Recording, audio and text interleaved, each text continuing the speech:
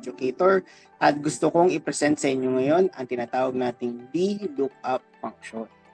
So, ano yung VLOOKUP function at saan natin siya pwedeng gamitin? Halimbawa, meron tayo ditong database ng mga students natin. Ayan, halimbawa nakalagay yung pangalan nila, anong edad nila, saan section sila nabibilang. Tapos gusto kong gumawa ng document na every time na itatype ko dito yung pangalan ng bata, matik nang lalabas yung mga information na kailangan ko mula sa kanya. Halimbawa yung age niya at yung section. So, I want to get extract data from this list of students, from this list of students upon my need. And I want to do that programmatically using Google Sheets functions or gamit yung mga formula. So, paano natin siya gagawin? So, gagamitin natin yung tinatawag na VLOOKUP function. So, paano po yung VLOOKUP? V stands for vertical loop. Vertical lookup. So, type lang nito, VLOOKUP. So, gamit yung VLOOKUP, mahanap natin yung information na nagko-correspond dito sa pangalan na itatype natin. So, paano natin siya magagawa as a program? Una sa lahat, sa anong cell ba natin tinatype yung pangalan? Dito. So, click lang natin yan and automatically malalagay na dito yung cell name kung saan natin tinatype yung pangalan. So, ito yung mag-isilbing reference ni Google Sheets. Okay. Paano sinasabi natin sa Google Sheets? Google Sheets, hanapin mo nga yung pangalang Harry Santos sa group of cells na ito. So, i-highlight lang natin yan. And then, comma. And then, next na tanong sa'yo ng Google Sheets, okay, na-identify ko na kung ano yung name. And then, sa anong group of cells ko siya hanapin. So, ano yung pinapahanap mong corresponding information dun sa name? So, hanapin mo yung katapat niya, kaalay niya on the second column, which is contains the age.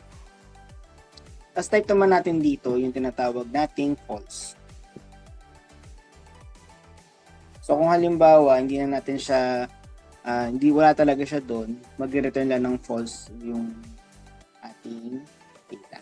Okay. So enter natin. So nahanap natin yung age ni Harry Santos. So copy natin dito.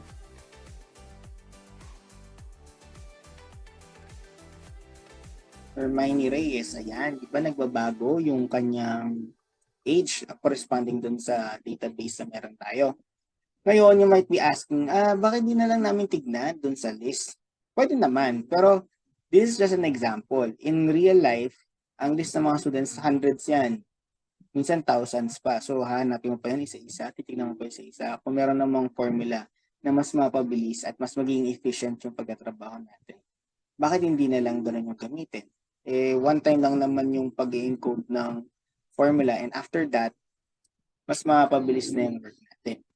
So anyway, for other types of information, halimbawa dito sa section niya, same format lang, ang naiba lang is yung number. So ano ba yung number niya?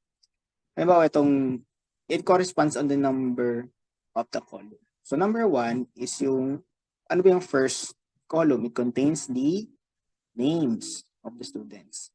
Second column contains the age of the students, and the third column contains the section ng mga students. So, ang kailangan mo lang hanapin dito is kung ano yung information ang kailangan mo kunin, yung pangalan, yung age, or yung section. Kung section, bilang ka lang.